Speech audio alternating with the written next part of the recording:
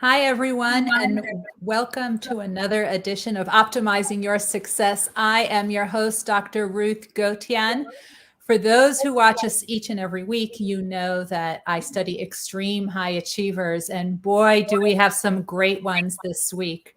In addition to our two special guests who you will meet momentarily, we have with us Susie Katz, an award-winning photographer and the founder of Photo Wings, an educational nonprofit which helps people think creatively through photography.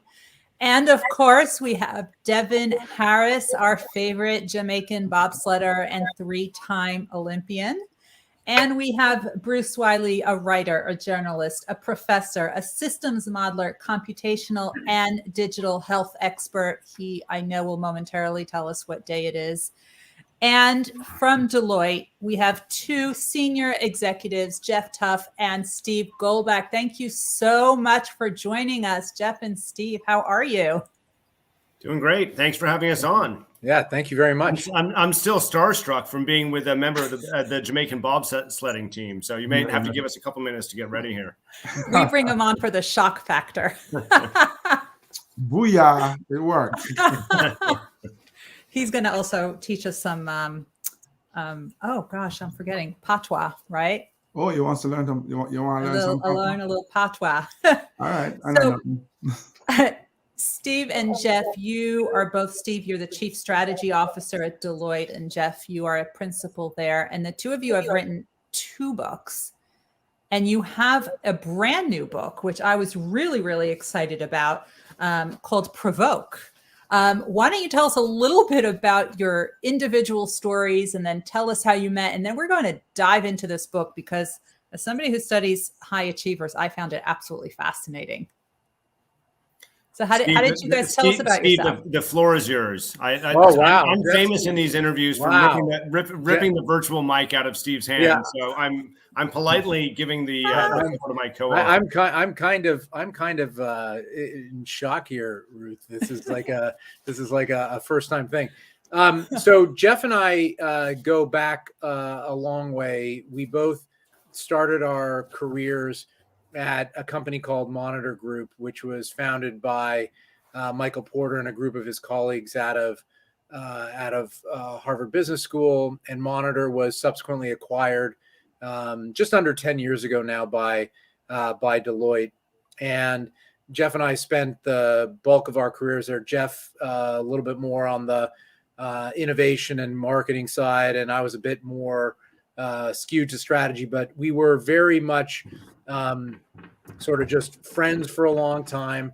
And I'll let Jeff tell his own backstory. I grew up in Toronto, in suburban Toronto, was the world's worst business school applicant. We can come to that later. Had a ton of support, but eventually ended up spending some time at Forbes magazine and before going to Columbia Business School. And then one day was facilitating a session with Jeff, and I said to him, "Hey, we should get together and write something. We'd be good at that." And Jeff turns to me and says, "Well, you could guest blog for me one time on my HuffPo blog." And I said, "Well, I felt like maybe we could write something a little bit longer." And I had an article in mind, and one thing led to another, and then we had a deadline for Detonate, and Jeff, being Jeff, said, "We're going to whip this thing out in 5 months, and we're not going to extend the deadline." And then we wrote, and then my mic nearly dropped there. And then we wrote, and then we ended up deciding to write Provoke during a pandemic entirely over Zoom. So it's been a heck of a journey, but it's been lots of fun. I don't know, Jeff, what would you change in my story? What did I get wrong? Well, Jeff, before you answer that, Steve, I noticed that you actually controlled your future by really, really pushing Jeff to write together. And we're going to get back to that in a minute. Indeed. What would I change, Steve? I never change anything that comes out of either your mouth or your handwriting hand. So I would not change anything in what you said. I'll simply add in between some of the crevices there. So I will say the act of writing, and I know I'm sure amongst your listeners you have writers. I know that we have some prolific writers on this podcast as well. But the act of writing is it can be a very selfish and personal one. And one of the reasons I gave Steve the golden chalice of the co-author of my HuffPost blog to begin with is I didn't know how we'd get along. And he rightly pushed me and said, no, that actually is not a good idea. Let's do something more substantial. And I found out immediately with Steve that he's a really fun and interesting writing partner. And I had known him as a friend and a colleague for a long time, but not someone with whom I could both share a worldview, but also put some challenging ideas out into the world with. And the interesting, thing we discovered about each other as we both got to know each other as thinkers and writers over the course of the last 5 or 6 years we've been doing this together, but also as friends, is we are fundamentally different people who believe in fundamentally the same direction for the clients we work with, the thinking we do, the writing we do, et cetera. And that, that's super exciting to me, because ultimately what Steve and I have been writing about for all that time has been about how to shift human behavior, how to shift human beings in a way that actually does lead to something better for both organizations and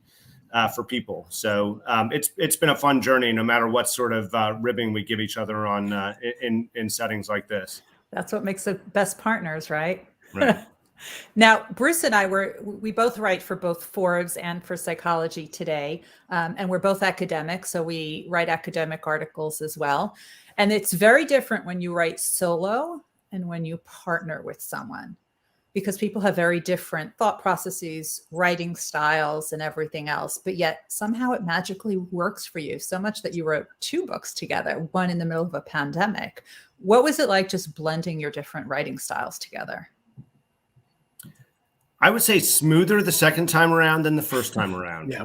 That's probably the right way of saying that. And, and Steve, obviously you're welcome to comment on this as well, but we have very different writing styles. We have very different writing voices, but I think our beliefs and our ideas come from similar places. So ultimately the challenge was not one of direction and one of insight necessarily. It was just one of style. And, the good thing about us each, both individually and hopefully as you'll discover as a partnership, is we don't really take ourselves very seriously. And so we both have the ability to look the other one in the eye and say, time out, bad idea. Let's not go that direction. We need to course correct. And the other one doesn't take offense. They actually do take a time out and consider a different direction.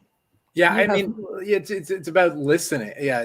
I think we listen to each other, and we're both actually, even though we like to talk over each other, we both are listening.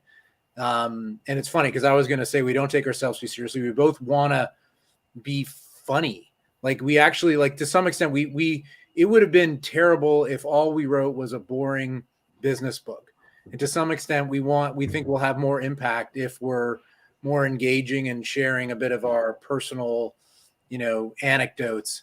I've had more people come to me and say, boy, that was interesting, your daughter's toilet paper experience in the pandemic, than Jeff would rather like, because I think that was a piece. I was about to say, can we not scare anyone off of reading our book, please, Steve? You don't understand. Bruce writes science with a comedic twist to it. So you're like right up his alley. And in terms of not taking people too seriously, but still getting your way, you and Devin are on par for sure.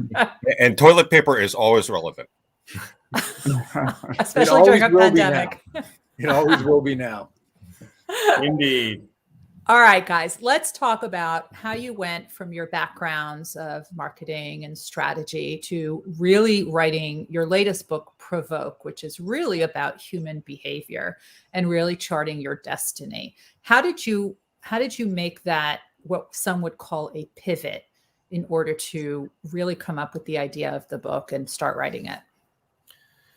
Yeah, so the first thing I'd say is it may sound like a pivot, but to me, it was actually just a natural evolution of the work that we've done in client service for a long time. I don't think either Steve or I would claim to have any blinding new insight to the way the world works, but we do have a lot of experience working with some of the world's most successful companies and most successful executives on subjects that have to do with changing and to actually being able to adapt in a way that allows you to deal with an increasing level of uncertainty and an increasing level of requirement for innovation that we've never seen in the world of business before. So the job I did, I'll speak for myself, put me in a position to see human beings struggling with an acknowledgement that for the first time in their career, some of them who have been in their businesses, some of the world's most successful scaled businesses across all industries for 30, 40 years, suddenly saying, you know what? The rules of the game aren't that clear anymore. Like it just doesn't feel like everything I learned in the first half of the first 2/3 or 3/4 of my career is still relevant. And it was watching that human struggle, watching that human recognition that I think really compelled both of us to say, okay, so let's take some of these observations and try to package them in a way that we can help people through that transition and help people through the recognition that our context has changed in a way that doesn't feel quite as painful. And boy, has this been a good time to write a book about change, because we are living and breathing it every minute of every day, and we don't know what tomorrow will bring, more so than any time before. But people are really afraid of change, right? Because there's so much uncertainty, and we get into this fight or flight response. Steve, talk to us about change and why people have this analysis paralysis, why we fear it so much.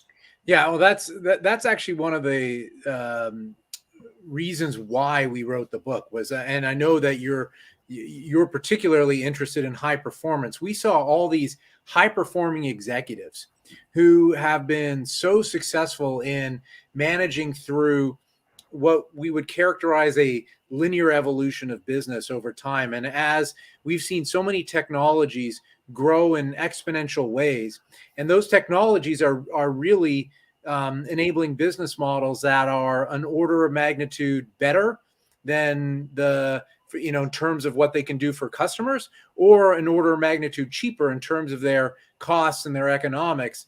And we saw executives struggling with what they were doing, and it wasn't because they were silly or they couldn't adapt. It was just because they were human. And they were subject to a number of the what we term fatal flaws in the book, which were a combination of cognitive biases and the way that people tend to interact with each other in large organizations. And when you put those two things together, and we can talk more about the biases if you like, but when you put those two things together, they created these blinders that prevented the executives from seeing, and their organizations from seeing, the change as it was happening. And it was those blinders that we said we need to be able to take those off so that you can not only see, and then if you can see, then you can take action on it. But it was it was getting those blinders off of the executive members and their teams to actually enable them to take action. That was the impetus for this, and that was what we were hoping to achieve.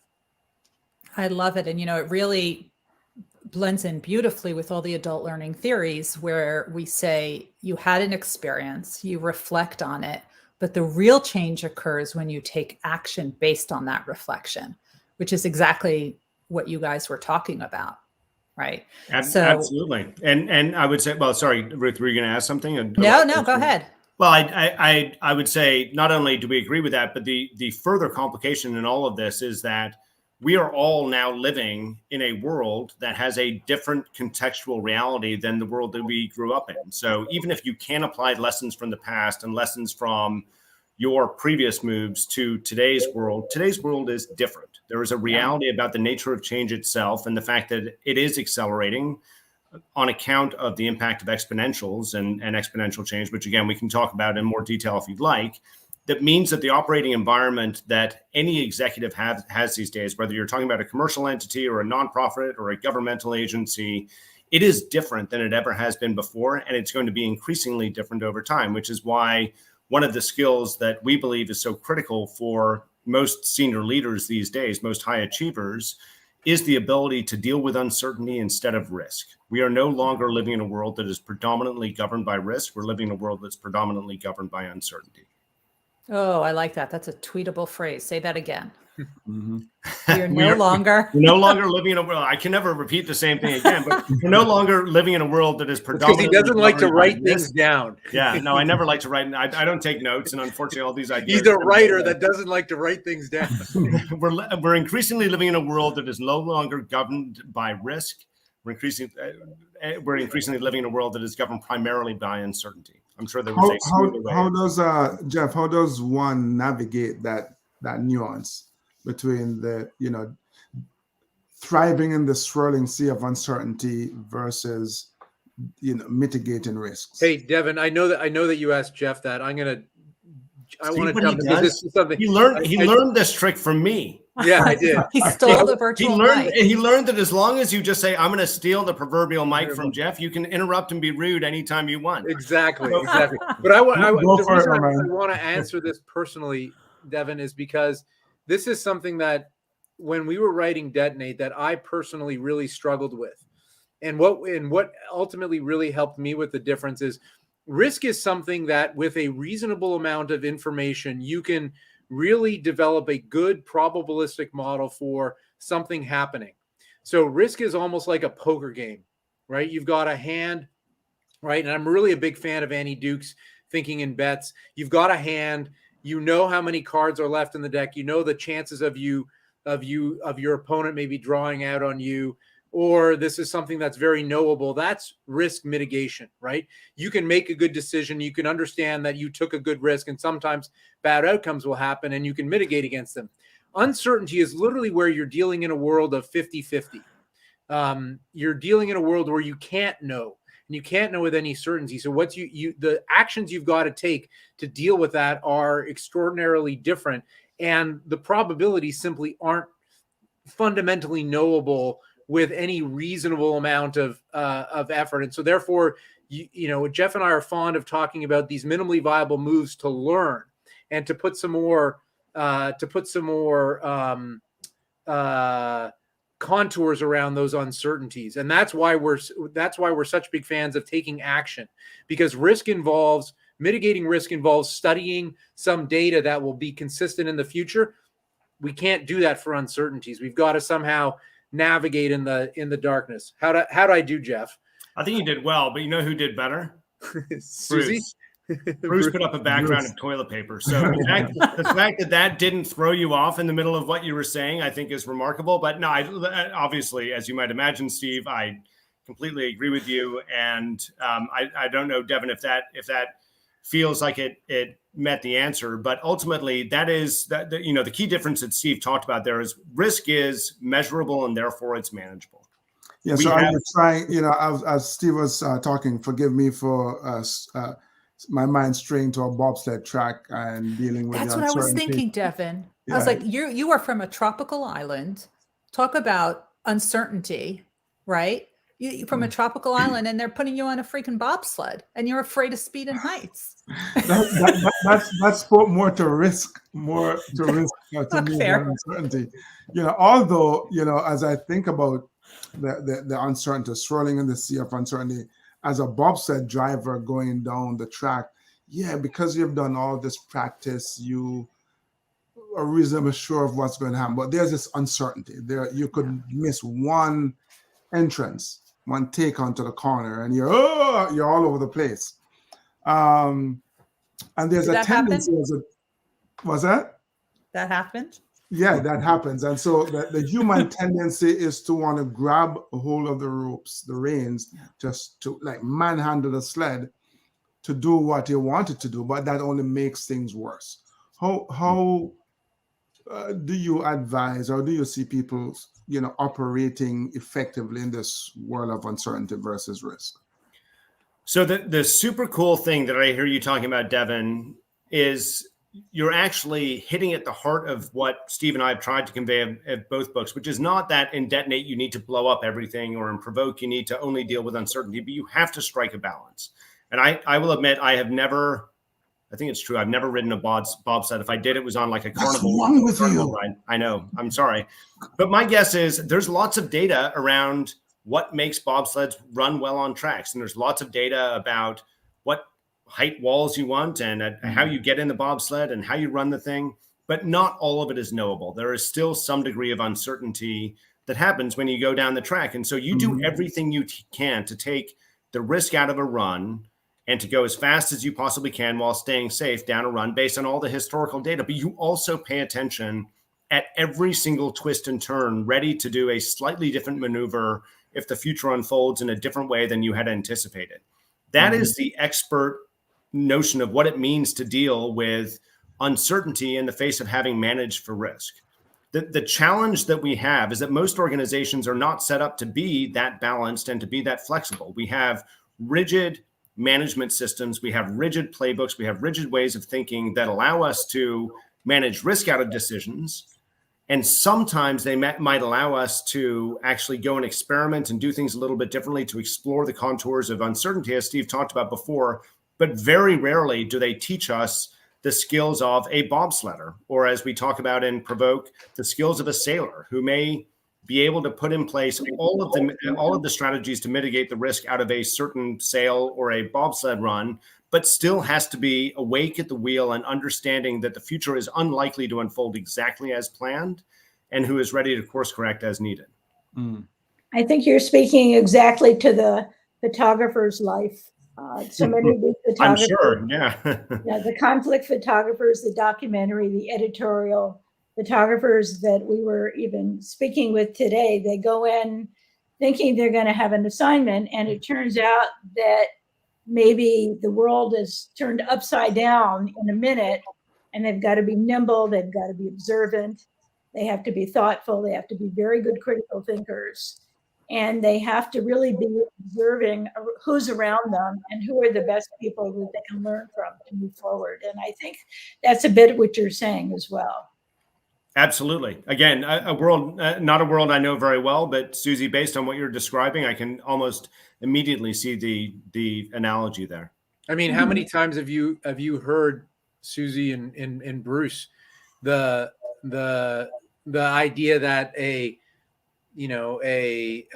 photographer or journalist went in for a particular story or an angle, and they thought that they were going to get something, and they came out with something entirely different because they went in with a plan, but they had enough experience and sense about them to say there's something that's much more interesting and beautiful if it's a photographer, or edgy if it's a journalist, that is available now that I've had the opportunity to interact with the subject a little more.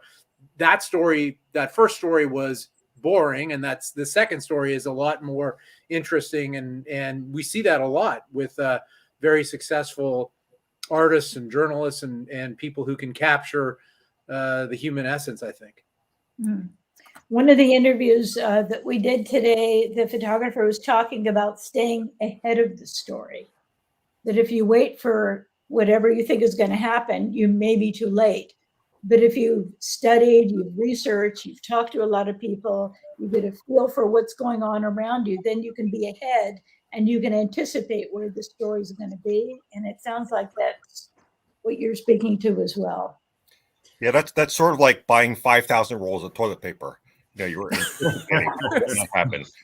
Like we all did. Yeah. Sorry. Go ahead. No, I actually think this is a fascinating line of thinking, because you're calling into stark relief the difference between, if I may call you this, Susie, the artist's mind and the, for want of a better all-inclusive term, the executive's mind, where the artist's mind is actually trying to push beyond the immediate story and subject at hand to try to see what can be better, what can be further. Whereas the executive's mind isn't that isn't what many executives, I don't care what kind of organization you're from, that's not what many executives are rewarded for. They're rewarded for making sure that, sure, maybe they look a little bit beyond the immediate subject at hand, but not too far, because, geez, that really starts to feel pretty risky. I think there's a really interesting idea to explore in that. It's kind of linear versus non-linear thinking also. Yeah.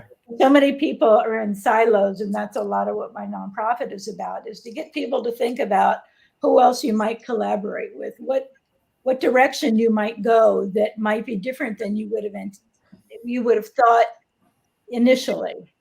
And it's expanding the thinking. Absolutely. Love it. So let's talk about provoke. And the way I read it, provoke is really coming up with a strategy to control and influence your future. Is that what you would say? Yeah, I think that's a that's a I think a good summary. I will say what it is not, that some people experience it as, which is being a dramatic instigator, right? And yelling at people and, you know, and being the angry provocateur. And I've had so many people now say to me, I'm just going to try to provoke you. And like that, I'm like, no, that's not what we mean.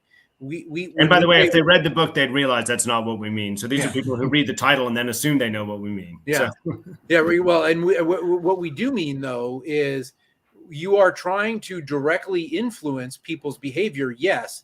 But in our increasing view, that's rarely by shouting louder than someone else. That's actually more by nudging them, by trying to help them see the things that you're seeing in a subtle way, not in a beat them over the head way. And because as we know, as we're living in this divided country on so many different issues, yelling at each other is not going to bring someone to a different point of view. It actually will make them more recalcitrant in their own view. And so when we talk about provoking, it's about using techniques that influence behavior of customers and potential collaborators and other ecosystem partners in order to shape an outcome that is better for the world and better and more advantageous for your business, if that's what you're in. And it's using it for good. Yeah. Provoking for good. It's provoking for good, and it is fundamentally observational first and foremost.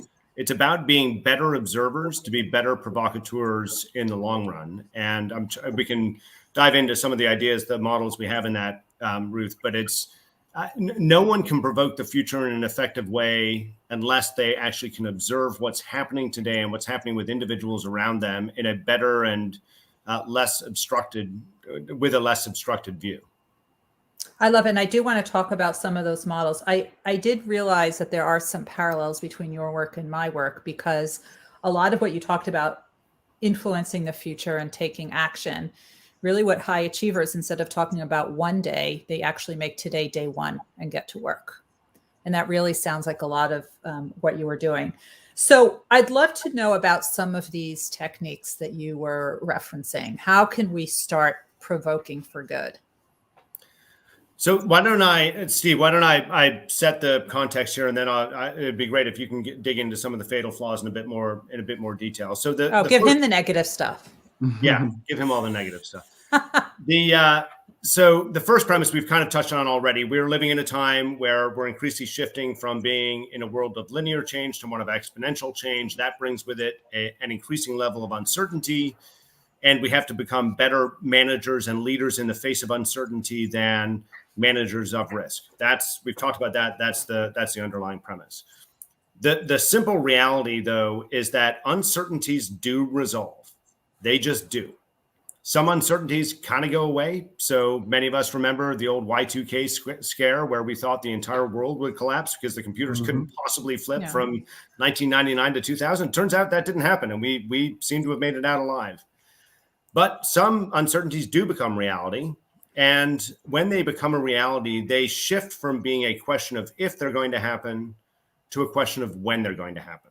We may not know everything about the rate of change or the landing point or what have you, but every uncertainty, if it does resolve into a reality, goes from being a question of if to being a question of when. And as it passes from being a question of if to being a question of when, it goes through something that Steve and I call the phase change. You'll find that we're not exactly the most creative namers of things. And so this is the phase change from if to when.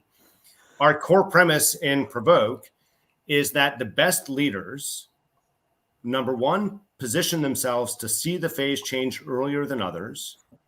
And number two, when they see the phase change happening, they take action with purpose and usually with imperfect data to better position themselves and their organizations for the future in which they will hold advantage.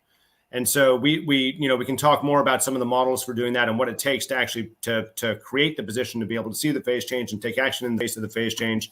But the first thing is you got to be able to see the entire playing field and to be able to see the entire range of possible outcomes before you ever catch the signals about the phase change coming along. And so what I'll lateral to Steve for then is a bit of a discussion about the types of things that in our subtitle, the fatal flaws, the types of things that get in the way of us being able to see that entire field of vision. Yeah. And Oh, so I'm guessing. Steve, go ahead, because I've Well, got, no, got I was gonna ideas. say, yeah. So these are some of those cognitive biases that I described earlier. So things like the status quo bias, where we've got a preference for the status quo. Things like the availability bias, where we have incorporate data and information about the world that is easily accessible to us, and not seek out new perspectives, different perspectives, because it's just hard to get. And so we miss a lot of the contours of that available information. It's one of the reasons, I'll just put a pin in this one. And Susie talked about it earlier, about looking for different kinds of collaborators, why diversity is so critical to getting better, to getting higher quality solutions to complex problems, because you just see more of a problem when you've got lots of different perspectives. Like this kind of a panel is just amazing, where you've got, journalists and photographers and Olympians and it's mind blowing what we might see together and collectively with the cognitive diversity represented on this panel. But that doesn't exist in a lot of situations, because we form teams in our own image, and then so we've got these cognitive blinders that we've got. And when, as I said, when you combine those blinders with those biases and how we tend to interact by taking things offline and not putting the tough questions on the table and cutting budgets that are about exploratory research, and jamming all of our calendars filled with Zoom meetings where we have no time to think, we are systematically, crumbling the cognitive bandwidth of our organizations. And so we're missing a bunch of stuff.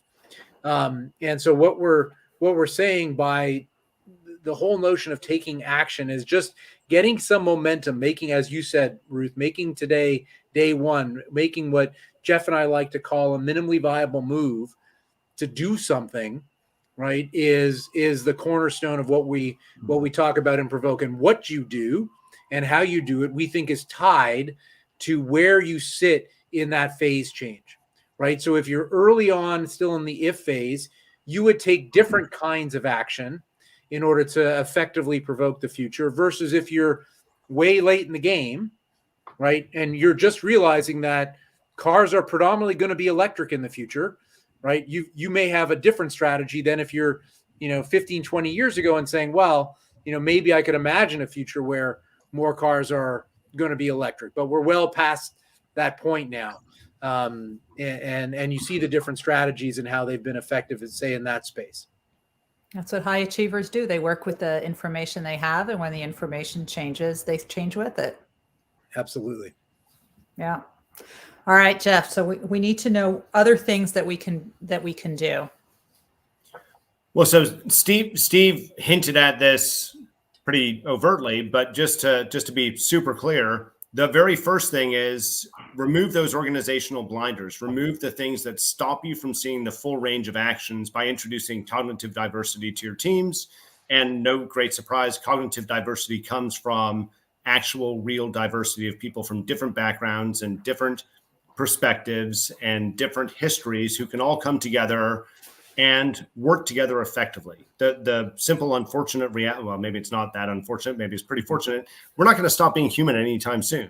And these are human biases. These are things that are natural to all human beings. And so the only way we think that you can, in the short term, counteract them is by bringing different types of individuals together. If you've done that, and that's a necessary fundamental operating position, then what we shift to really in the second half of Provoke is talking about the types of moves you can make as you want to prepare for the phase change and move through it. The very most important one of those, and I would say the foundational capability of any executive or organization that will effectively operate in the face of uncertainty, is the ability to have the humility to look towards the future and say, I don't know. I don't know what's going to happen. I'm not going to be in the business of trying to predict it, and just have the humility to say, look, our old version of the dominant future, where we say, this is pretty much the way that the future is going to unfold, and I'll plan for an upside and plan for a downside, but I know the range of different outcomes here. Those days are gone. We actually don't know in many circumstances what future is going to unfold. And so we have to plan for and position ourselves for multiple different equally plausible versions of the future. And for anyone that is familiar with the craft of scenario planning, that's what scenario planning is. We have to get out of the business of predicting the future and instead get into the capability system of planning for multiple different scenarios. There was a great article that I'm sure many of your listeners and watchers saw, I don't know, a month and a half ago or so about, and I'm sorry, I can't remember the name of the CEO of United Airlines at this point, but the headline of the Wall Street Journal was at something along the lines of, you know what, at one point we just gave up planning. We gave up trying to predict what was going to happen in the future, and we just assumed that all bets were off and there were multiple different things that might end up happening. That's the mindset of what it means to be an effective scenario planner. But then the capabilities and the management systems that you put in place to do that effectively are actually as much science as they are art and mindset.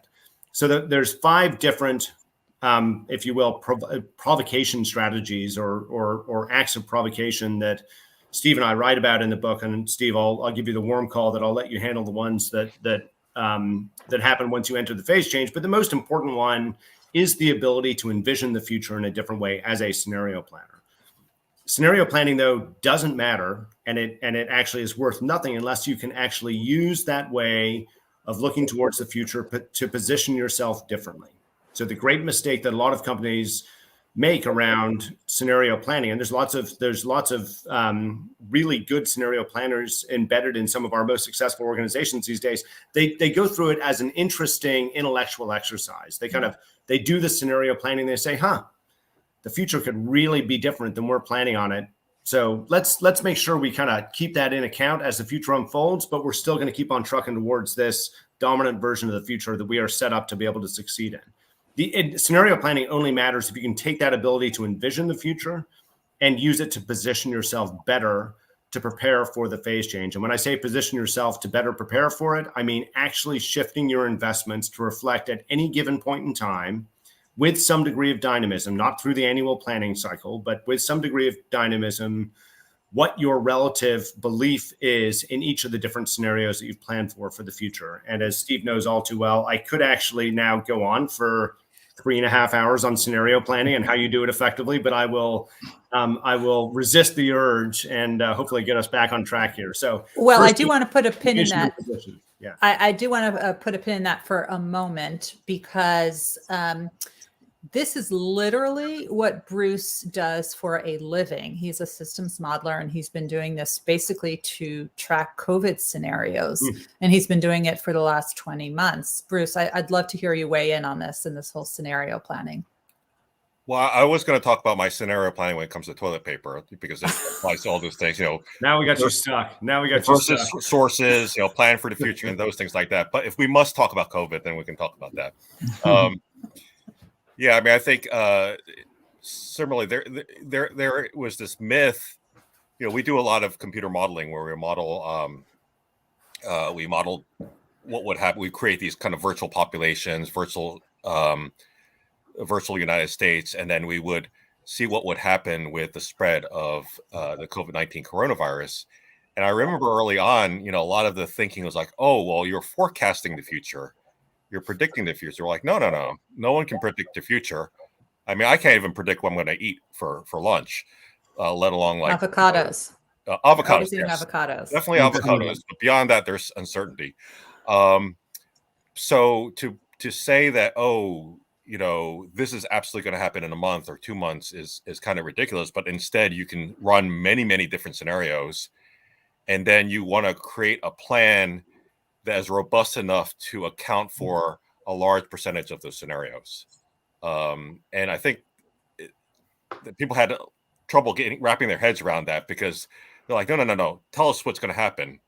Tell us specifically what's going to happen. We're like, no, we can't do that. That's not the purpose of modeling.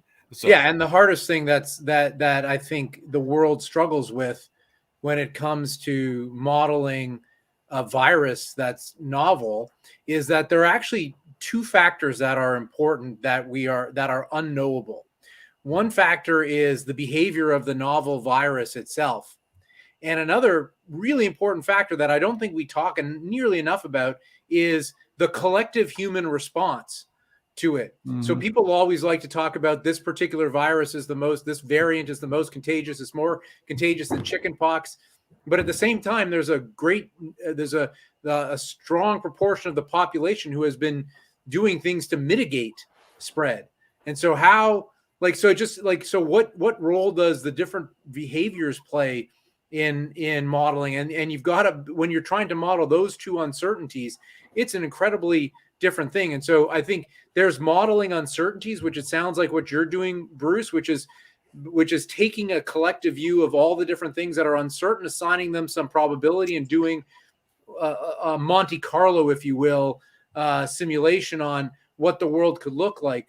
I think there's another way to look at that, kind of, take the flip side of that and say, what do we know for sure? Right? If you go back to the very start, you would say, look, what we don't know is going to fill a room, but what we do know is that until we get an effective vaccine, we're going to be in this cycle of, some cases go up, some cases go down, and we'll maybe feel good one day and feel bad another day. But the only thing that's going to materially change that game is either herd immunity, from infection, or a vaccine. And you saw different, countries take different approaches when it came to that particular choice. But that was a certainty, and you could design a strategy around some of the uncertainties you were modeling, plus some of the certainties that we knew about, what we know about coronaviruses in general. So I love the approach that you're doing, and I think some companies made some very good choices early on about how they approach the pandemic by combining those things. So I had a question. So you talked about how, we've moved into more of an era of uncertainty, et cetera. Do you think we've moved in a new era, or is it really like the inherent uncertainty of life has been more exposed recently, as opposed to, there's always been uncertainty in life, but there was this myth of what's the opposite of certainty? I don't know what's the opposite of certainty, but uncertainty. Yeah. Well, yeah, the opposite of uncertainty is never mind. So do you think we really have more uncertainty, or is it just it's been more exposed? So it's an interesting and in some ways metaphysical question that you asked, Bruce, because I think one way to interpret what you're asking is, have we simply reached the point that we can stop deluding ourselves that life is knowable because data can be applied? And I would say that certainly Steve and I believe that that's the case in many business situations. Whether or not it can extend to the reality of the human condition is a question that is probably much bigger and much more difficult to challenge in the time we have than we possibly could. But I think it's a really interesting, if you will accept the term, provocation, that maybe we have actually collectively deluded ourselves in the adoption of increasingly sophisticated analytical methods and increasingly sophisticated ability to look backwards towards what's happened in the past, that we can predict what is going to happen in the future. I've never actually believed that to be the case from a metaphysical perspective, but I think we're finding certainly in business and organizational context that we cannot possibly allow ourselves to believe that everything is predictable moving forward. And let me pipe on one quick thing. I think there's a broad answer to that question, Bruce, and a narrow answer to the question. I think in the world of business, in particular, technologies that are growing at an exponential rate are creating a lot more uncertainty in the world of business. They are the time frame with which companies have where their business models are relevant is getting shorter and shorter because new technology enables new business models at substantially lower costs. I think to say we're living in the most uncertain time in human history, I think would be, every generation thinks that theirs is the most relevant generation. And I'm sure that if you were living in times of great world wars or the bubonic plague or other important moments in human history, we would say, boy, that was an important moment. Like, say, when that meteor crashed and the dinosaurs went extinct, that was probably an important moment for the dinosaurs. Yeah, I remember a lot those of days. uncertainty for them. But like, I just, I think to say, when we think about it, it's from a business perspective, I would feel pretty good about it. It's a very uncertain time. But I think from a human perspective, I think it would be very egocentric to say that it's now the most uncertain time. Devin, you get the last question for the night. Yeah. All right. So if I could double back to this idea of minimally viable move, because I speak all the time about, hey, when you're in a tough situation, for Christ's sake, do something, anything.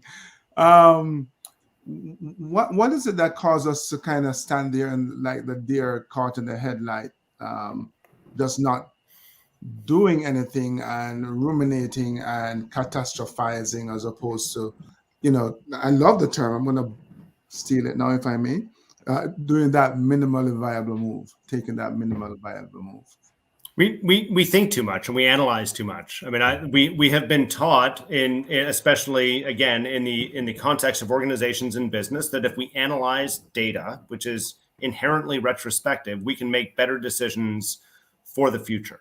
And the reality is that's no longer going to be the case. And so what Steve and I firmly believe is that we need to get out of the mindset that we can analyze our way to a better decision to take a step forward, and increasingly operate with the mindset of someone who does not know the path forward, that is very tentative, but is willing to take very small steps against the smallest testable hypothesis in order to move forward, and recognize that if you continue to move forward through small steps, you will actually find a path through to whatever you're trying to achieve. So, Devin, as I'm sure you and others recognize, minimally viable moves come from the concept of minimally viable products, which, as many know, in the world of product development, minimally viable products come when you take a really small incremental improvement to a product and you develop it and put it quickly out into the market to see what the reaction is. We all just go out?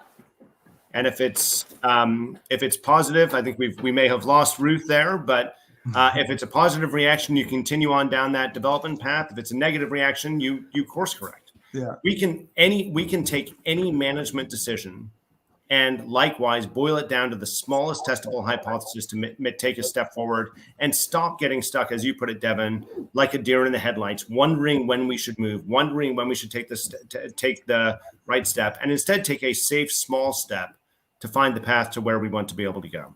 Yeah, Devin, the only thing I'd add to that answer is I'll bring it to the world of athletics, where I can't possibly compare myself to an Olympian, but I have fancied myself as someone who takes pride in getting into the gym with some regularity. And the best advice I ever got was, when you don't feel like doing it, just start warming up.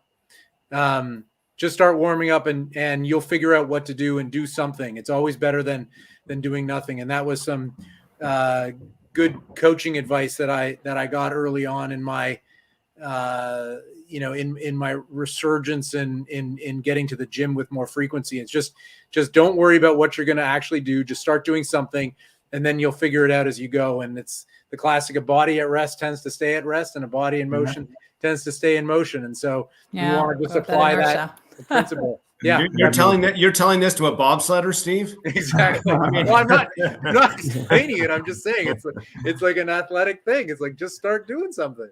Yeah. It's sometimes it's just, you just have to get over the inertia, man, moving that 650-pound bobsled off the top.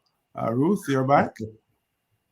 I am back. Thank you, guys. We are at the end of our time, and I wanted to thank Jeff and Steve very much for spending your Monday night with us and the Mentor Project.